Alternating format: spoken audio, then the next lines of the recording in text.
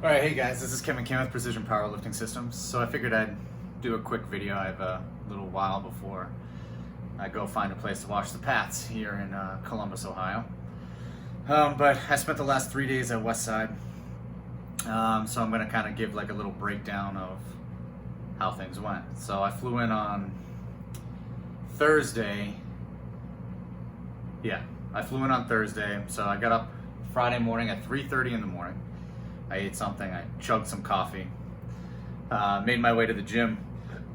So I was told to be there around 4:30, and they start lifting at 5, and by start lifting, they're under the bar, moving weight by 5 a.m. So I wanted to get there early enough, just one, it's early, two, kind of get my head right before I start training that early. I haven't trained that early ever. This is the earliest I've ever lifted weights. I've never been a morning person in terms of lifting weights. I've done like sports training and stuff at those times. So I pull into the driveway, and Louis was already there, and he was the only one there at the time.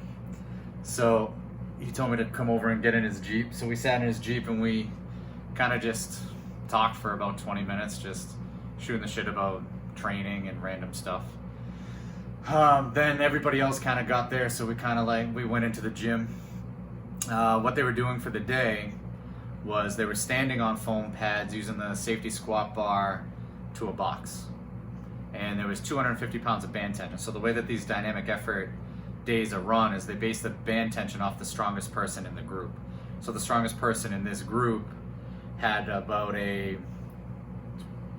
750 pound squat, so 250 would be 33% of that 750 pounds, and that's where the 250 pounds comes from. So then everybody else in the group just uses that same band tension. When I asked him about it, he's just like, well, everybody gets stronger when we do this anyway, so it doesn't really matter. And it's one thing to have somebody say that to you, but it's another thing to actually go through it, and I'll kind of get into that in a minute. So I took the empty bar, did the box squats a couple times. Louis came over and he like adjusted my chest and like really showed me how to arch my upper back and kind of put me in the position he wanted me to be in. So I did a few more reps working on that position. After taking the empty bar, I immediately got into my gear. So I put my suit bottoms on and I put a plate on that bar. So I did a plate. He kind of gave me a lot of feedback on the squat and made me do it again. So he made me repeat the lift multiple times to show that my technique was getting better and to work on that technique. And then he allowed me to go up. So after one plate, we did a set of 5. So the plan was to do 5 by 5. So it's supposed to be 80. They were at the week of 85%. So the way that their dynamic effort days run, it goes 80%, 85%, 90%, and then it waves back to 80%. They'll change the bar or something. So out of that 80%, 33% of it should be band weight, and then the rest of it is bar weight, right? So just for simple math, let's say it's 30% band weight, it would be 50% bar weight, then 55% bar weight, then 60% bar weight on week 3. But when you actually see it done in person, that's not how it went. They put the weight on the bar. So one of the lifters in the group was talking to Louis about what he had hit the previous week. So their 80% week, because again, we're on week 2, that 85% week. And Louis kind of gave him a weight to put on the bar. So the math wasn't exact. It was kind of based off of what Louis saw the week before, what they ended up working on the week before, and then adding weight based off of how that week went. So he actually he did 365 plus those, 385 plus those bands. So that was an interesting part of it. The other interesting part was it's not as fast as you think. So like when you read everything, it was just like everything needs to move super quick, super quick, super quick. But there is some strain in this dynamic effort work. So it was a lot harder than I had anticipated in terms of like that strain. So I hit 2 plates. I think I took 2 plates for 2 sets of 5, and then I put a quarter on there. So it was 295 using the safety squat bar. So it's 295 plus 250 in band. I hit a set of 5, and then, so that was our 4th set, was my first set of that weight there because I was doing so many sets working up. So the 295's on there, and on our 4th set, Louis had us do a set of 10. So we didn't do a 5th set, we just kind of did a set of 10. So that set of 10 was like, I maybe could have squeaked out 1 extra rep, but it was really hard. And obviously, like I haven't done more than 3 reps in a squat in a long time, so just being able to hang, do the fives, and at the top for me that was 107%. So it was 545 at the top. My best squat's like 515. So I was pretty happy with my performance. Like my weight, if I was just using the percentages that he gave, my weight would have been just a plate on that bar.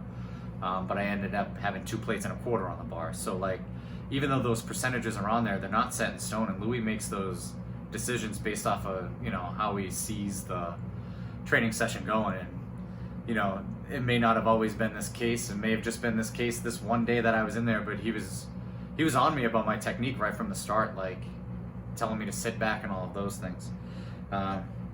He also told me I need to work on a lot of extra wide stance squats to really like work my hips and my low back.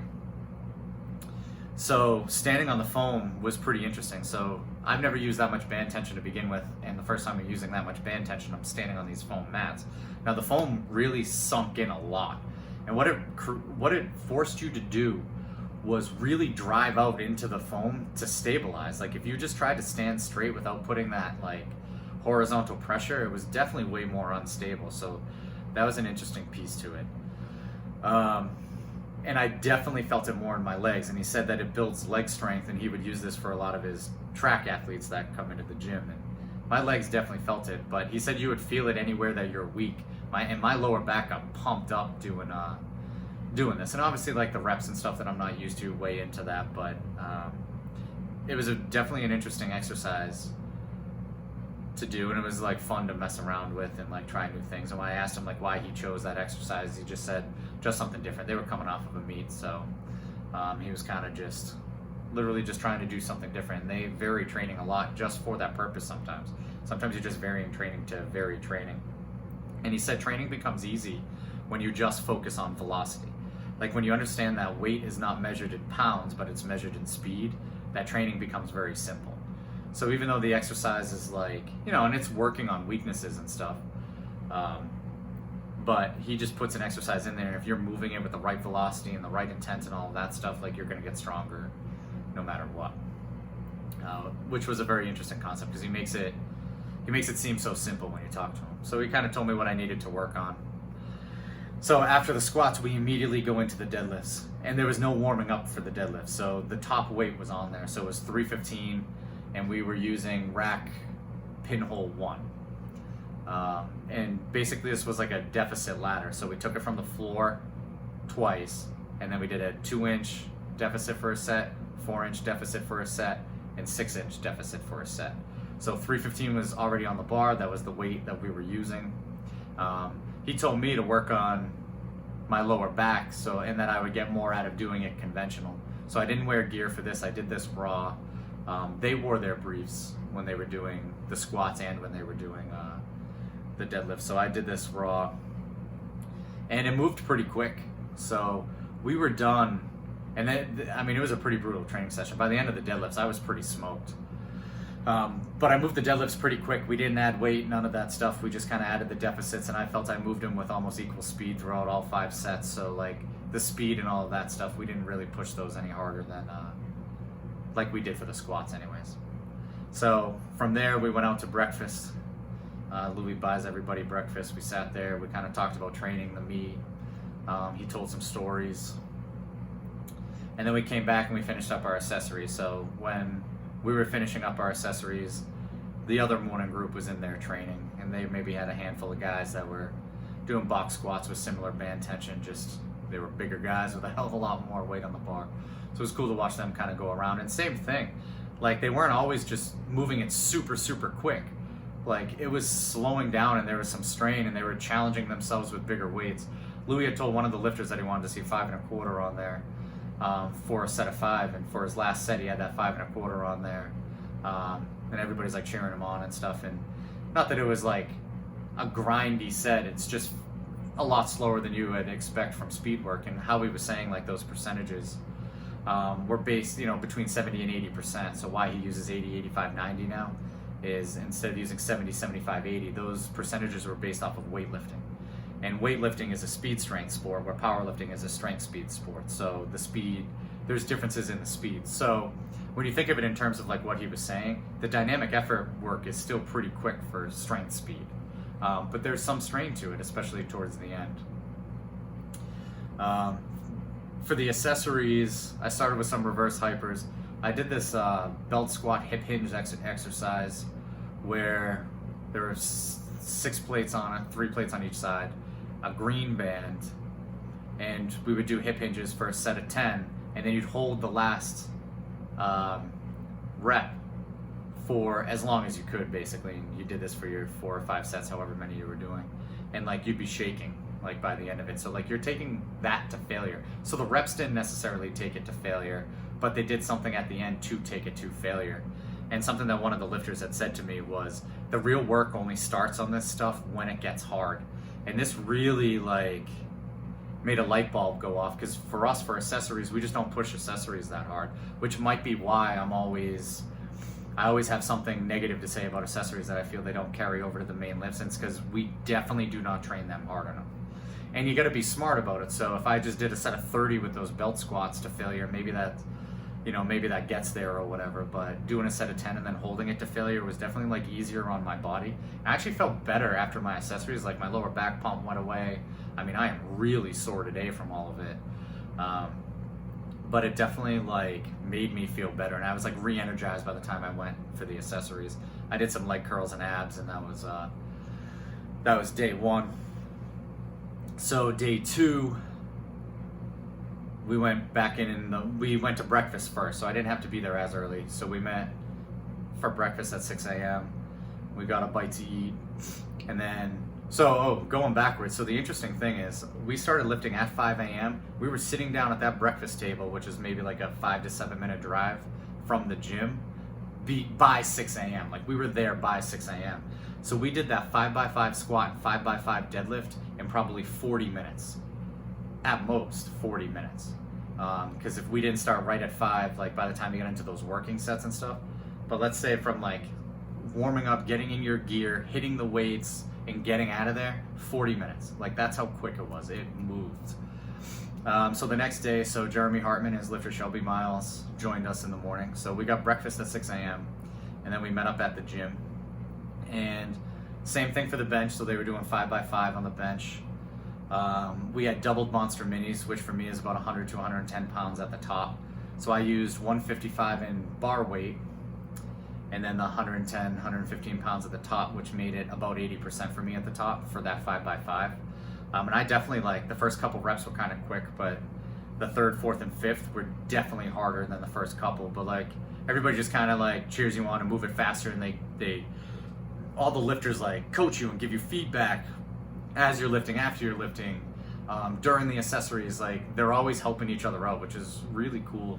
And it's not something you typically see at gyms anymore, and it's kind of disappointing that you don't see stuff like that at the gym anymore.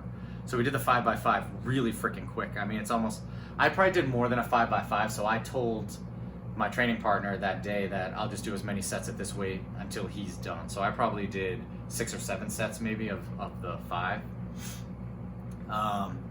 And then afterwards we put 2 fingers on the smooth and we did some close grip bench stuff.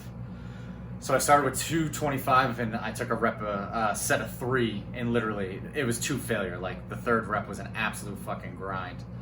I took it again and could only get like, I don't even remember, like 1 or 2, but it was an absolute grind to get through it. Dropped the weight to 185. I think I got 6, but same thing, it was like 2 failure. Then I dropped it to 155. I think I got like 8 or 10 or something like that, but it was 2 failure. Then I went to a plate and got like 10 or 12, something like that, but again, it was 2 failure. So I took like 5 sets, 2 failure of the close grip bench stuff after that.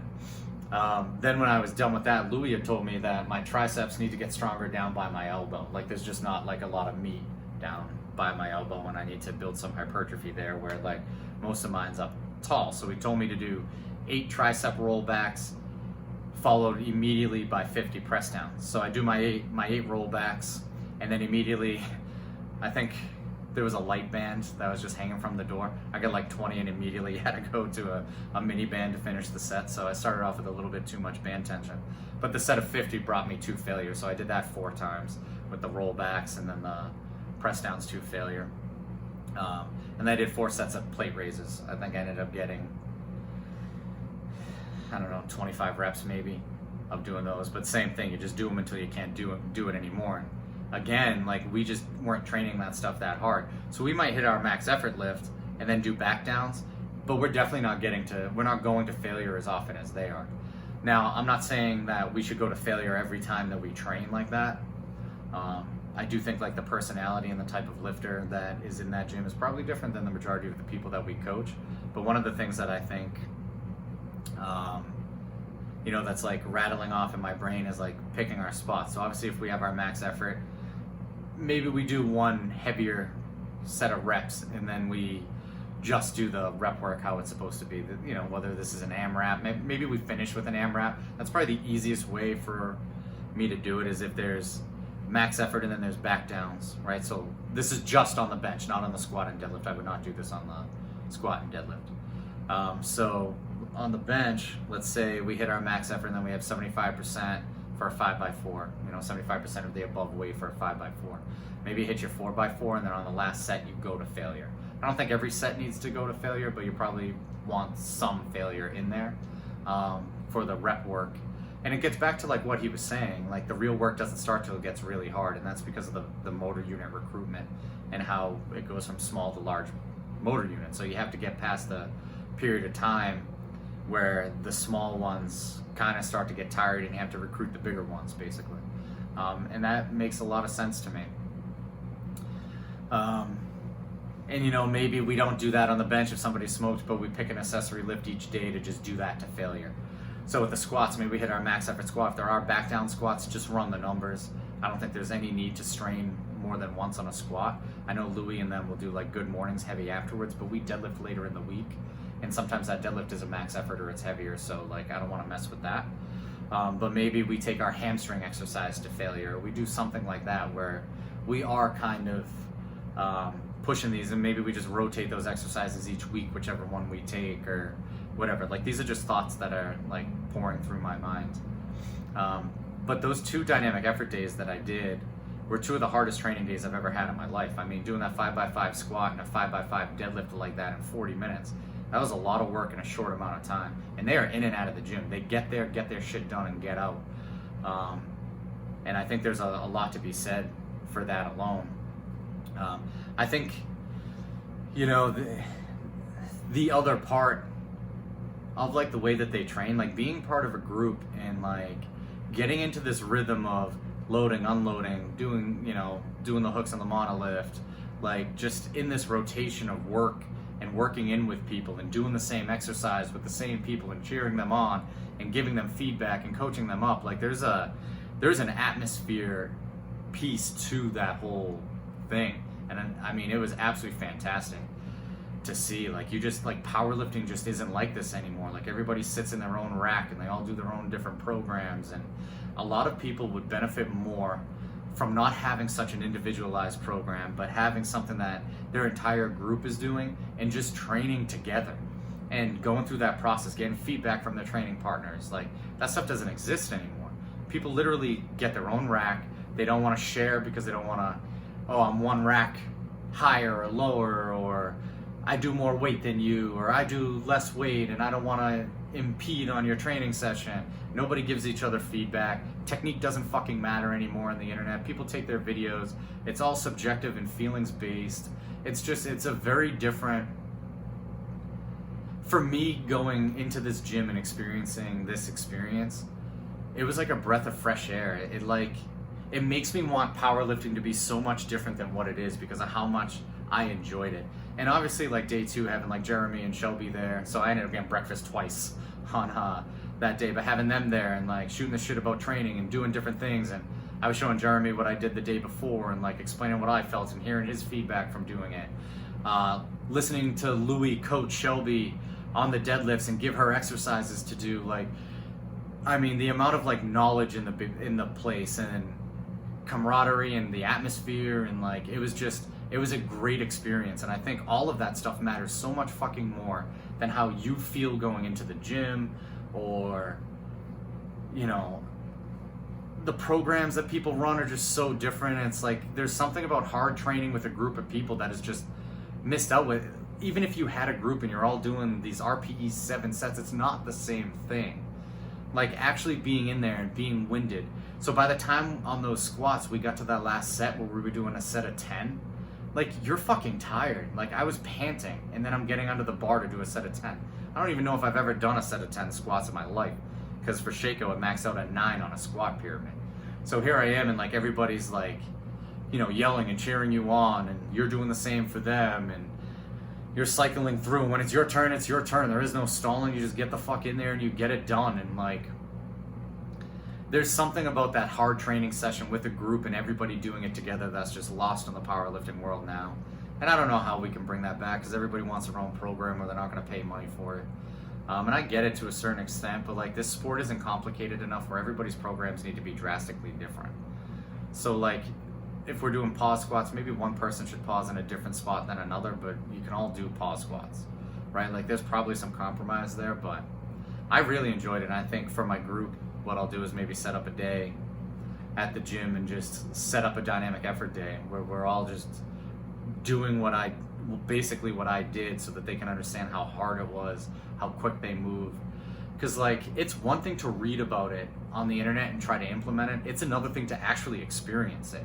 And I only experienced 2 days of it, but it literally just opened my eyes to how it really should be, as opposed to like when you read it and how you program it. Because I sure as shit wasn't programming it right when I was putting it in. And I think this is why a lot of people fuck up the dynamic effort day, because it's not just running the numbers like you see. Like Louis is making coaching decisions.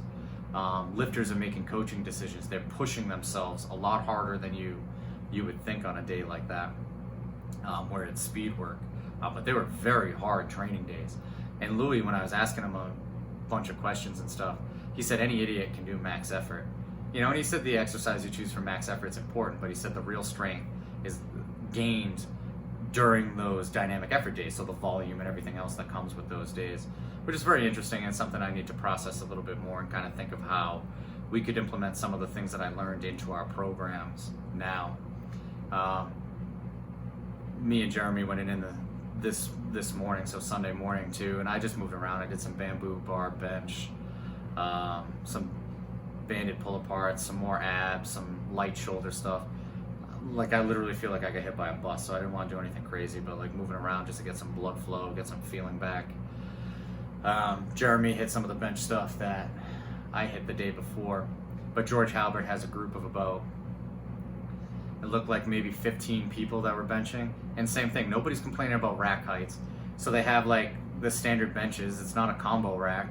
So there's 2 benches being used for this giant group of people, and nobody's complaining about rack heights. Everybody's spotting and loading, and I'm talking like 2 side spots and a handoff person spotting, cheering each other on, changing plates, taking turns, getting through it quick.